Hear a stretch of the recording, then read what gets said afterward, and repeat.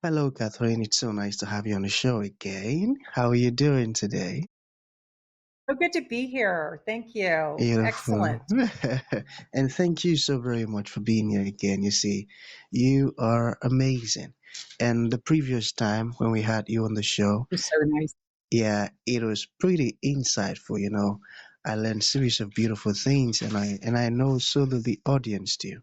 So for the sake of those ones who haven't been privileged to listen to our first episode together, I want you to briefly talk to us about your personal or your professional journey. Then afterwards, we can then pick up with some very interesting questions. Okay, so let's get started with that first, Catherine. All right? Sure. Okay.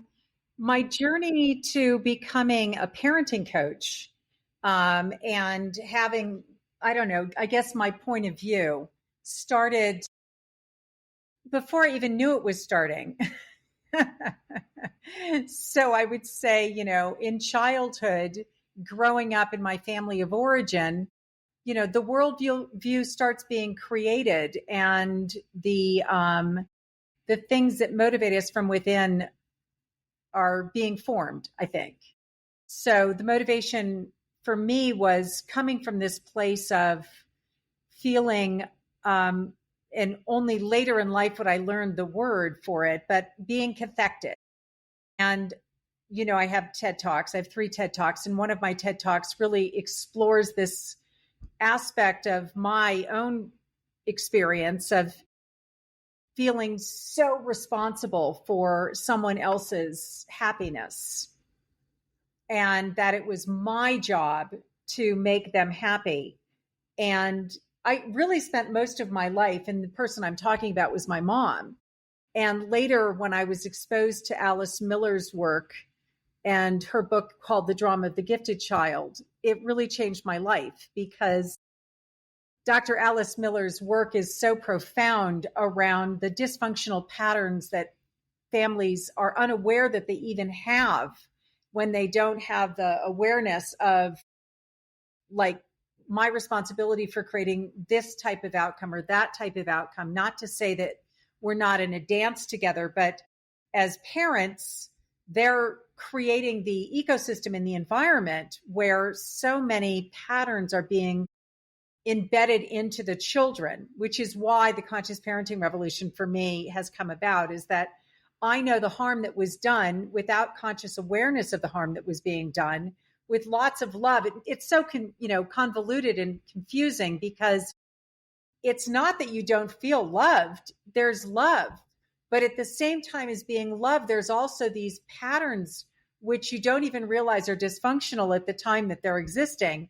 It takes something to awaken that awareness of, oh my God, you didn't need to do this, but in the midst of having that pattern created, the people involved in creating it don't even know they're doing it. So, there's an expression, forgive them, Lord, they know not what they do, right? There's one which really applies. Like, they're not aware of what they're doing when they're doing it, but yet they're still doing it and harm is done.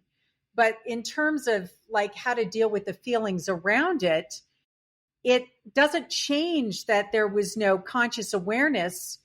But at the same time, I grappled with the idea of, oh my God, not only was it harmful to me, but it was harmful to other members of the family. Everybody was bathed in um, the same, the same ecosystem. We were all in the same fishbowl, breathing and, living in the same situation. I feel like I'm rambling a little bit, but I think you get the picture. That's right. I got the picture. And thank you so very much for, Yeah. for what you're doing. It's amazing. And previously you talked to us about some very important stuffs that I really took into practice to understand and apply. And I'm really, really glad that I asked you those questions. You spoke to us about emotional triggers, in parenting and leadership. And you informed us on how to respond to these things and not react to it, which I found very, very insightful. So today, I want us to talk about, you've been making use of the word patterns. So I want you to talk more on that, Mhm. all right? So how can parents spot inherited patterns that no longer serve them? Got it? Yeah, I've got it. And what I find in working with parents in my own trainings is that the first thing that helps is when you stop taking the pattern and feeling defensive about a pattern as if you have to make yourself okay because you've made a mistake or you feel accused or blamed. And, no fault, no blame, no guilt, no shame. No fault, no blame, no guilt, no shame. Those four pillars are so crucial to healing, reconciliation, and, you know, a renaissance in how you are prepared to step into your leadership. If you feel like you're being blamed or it's your fault or the guilt, the shame, it paralyzes us from being able to go forward because we're so afraid of, because we've taken it so personally that it's my fault. It's not your fault. These patterns are so embedded within us. We didn't ask for them. We didn't create them. They were there. They were passed down. But it is our responsibility to come to an awareness that these patterns are present within us and we can rise above them. I liken it to, a radio station. If you're tuned into this radio station, you get Mozart. And if you're tuned into this radio station, you get static. And if you're tuned into another one, it's about what we're tuned into and being consciously aware that we control the station we're going to be tuned into. And just because we had been born into this station, and you can look at it as a vibrational station or you can Mm, use the mm, radio analogy, but we recognize that when we increase our life force energy, that we can change and affect the station that we're tuned into. As we increase the prana, there's a word for it in Sanskrit, it's called prana. As we increase our prana, we change our frequency. And it allows us to have access to a perspective, information that we didn't have access to at a lower frequency. We talk about people getting stuck in a rut or having a negative viewpoint, and both of those are true. Those do happen. And there is agency in us to be able to change those things. But we're pushing up against a lot of what is the tide of humanity. There are dominant patterns of how we respond to one another that exist throughout society. It's not just my family. It's also my village or my town or my city, or it gets bigger and bigger and bigger. And we can see where this is actually like the frequency of an entire community or group of people. In some of the work that we might know about with regard to just chakras, the base chakra and the chakras that exist within us, they each have a different color, they have a different frequency, they have a lot of different mindset, if you will, about them. And if you're stuck in the tribe where everything's about my tribe and not getting dangerously out of alignment with the tribe, then we stay exactly there. And we might turn a blind eye to our knowledge or information or access to other levels of seeing things. If you rise above just that one chakra, you're now in a different aspect of your awareness and you have the ability to tune into something else, which puts you at risk maybe at the level of the tribe. It's hard to break out of just working within like the big group, because that's where it's safe to just agree with everybody's thoughts and perspectives. It takes a lot of courage to be able to yeah. break out of that and say, well, I see that, I can see that perspective, but I also see another one. And that's where I think the no fault, no blame, no guilt, no shame is really helpful, is that it allows us to have the humility to look back on our own behavior and not take it so personally that this came through us when we recognize we were doing harm from that place, and just be a little bit more like, wow, I have a lot of empathy for the part of me that was in that place, thinking that was the highest and best there was. And I was coming from a place of love, but it was also a place of ignorance. And as a result of now seeing it, I recognize that the patterns that were coming through me at the time were not the best version of me. It was just that version of me at that time in history. It's the only way I think we can go forward, is to be able to give ourselves a little grace and understanding for the fact that we were there when we were there, and that was what we saw as our highest vision. I Hmm. think people are, all of us, including me, we're always trying to do our best, and sometimes that falls short of what best in class really is. So Because we true. have these feelings, if we recognize them, we have these feelings of awareness, consciousness, and sight that we're constantly pushing up against.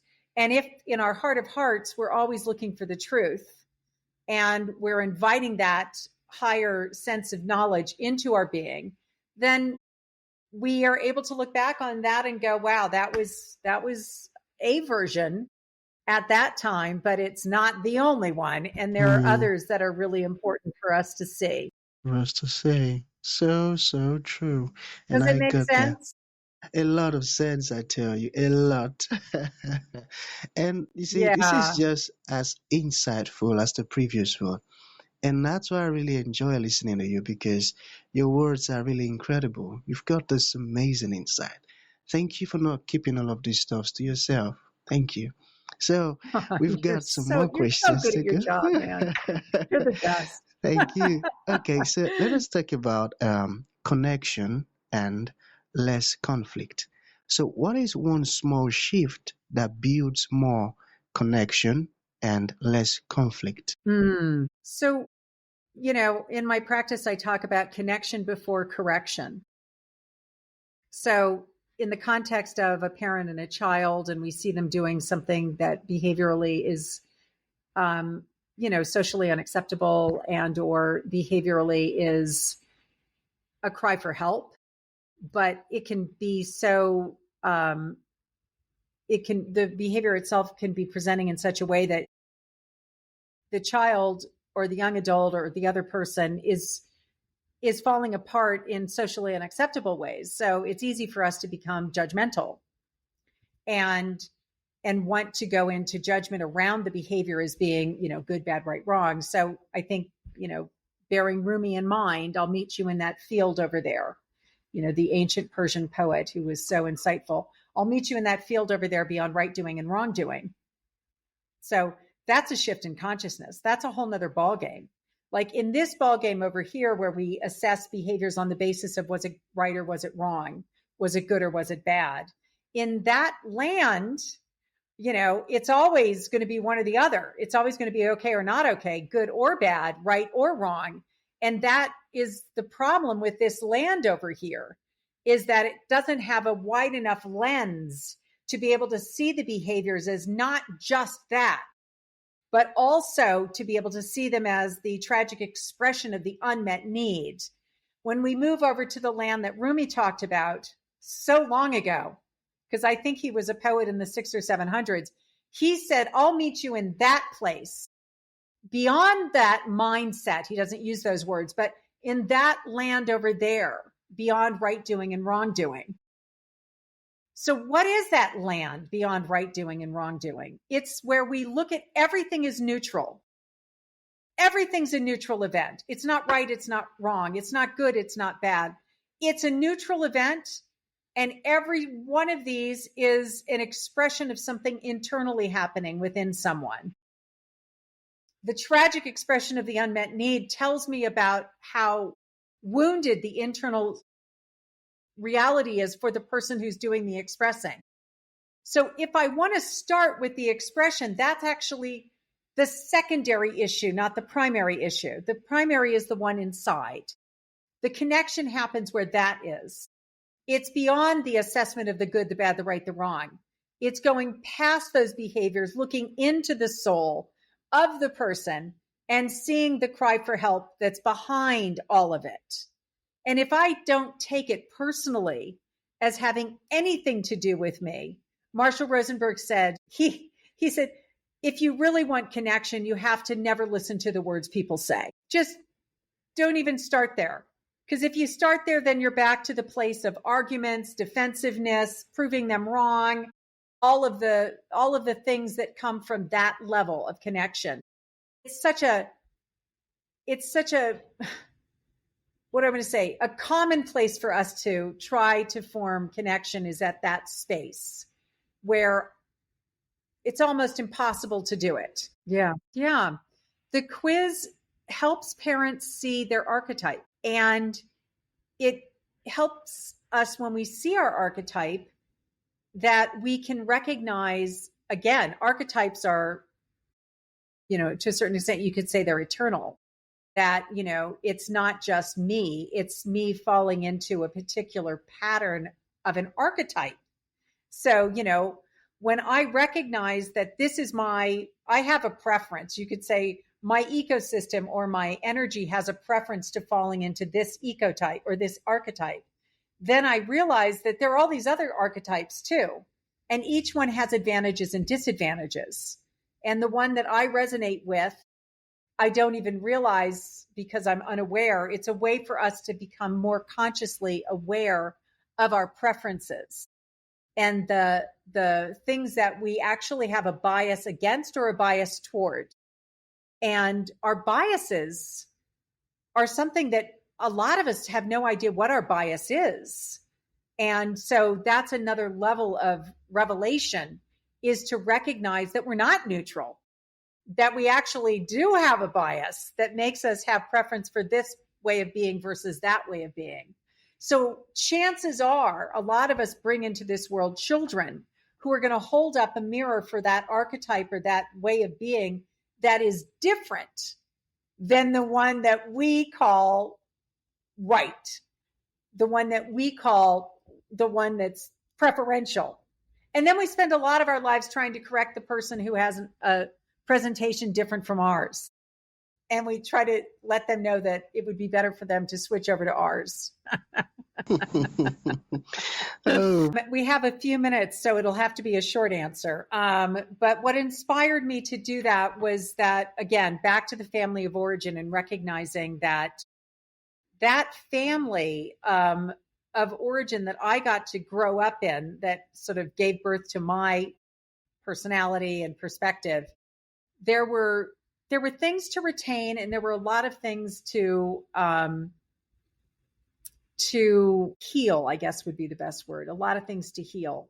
And the last thing I wanted to do was unconsciously just bring forward those patterns that I had been exposed to that caused harm into my own little family that I was creating with my kids. And when I just tune into children, I tune into the little one in me that so desperately needed an enlightened being who recognized that harm was being done, who could have acknowledged the child and seen life through their eyes. And so it created in me the mission of wanting to be that stand for kids, the stand for the children's perspective, the stand for children recognizing and acknowledging really children are people too. So I speak to that through my conscious parenting revolution, that kids need an advocate. And if I can touch the lives of the parents and cultivate within them a remembering of their little inner child and how there was a voice that little child also needed to be present for them when they were young, and that they can get to be that voice now, not only for their children, but for the little one inside that also had been waiting for someone to show up. They get to show up for that little kid inside too now. Absolutely. So I'll send you the link for the quiz so you can share it with your audience. And I give away my book, 7 Strategies to Keep Your Relationship with Your Kids from Hitting the Boiling Point, which is my Amazon bestseller. People can go to freeparentingbook.com and download that. And the Conscious Parenting Revolution has developed its own Family Lifeline, which is a free resource for families to be able to join us. And I hope everyone does, and share your day-to-day, struggles. What do you need support with? And the community is there for you. So that is just going to consciousparentingrevolution.com and joining our lifeline, family lifeline support within that ecosystem. And Mm, all of that is available. Of course, I also run my own training.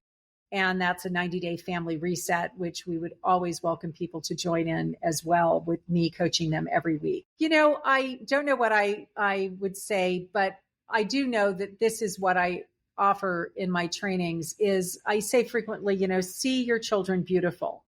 And I would just add to that, and see yourself beautiful too. Like, don't be so hard on yourself.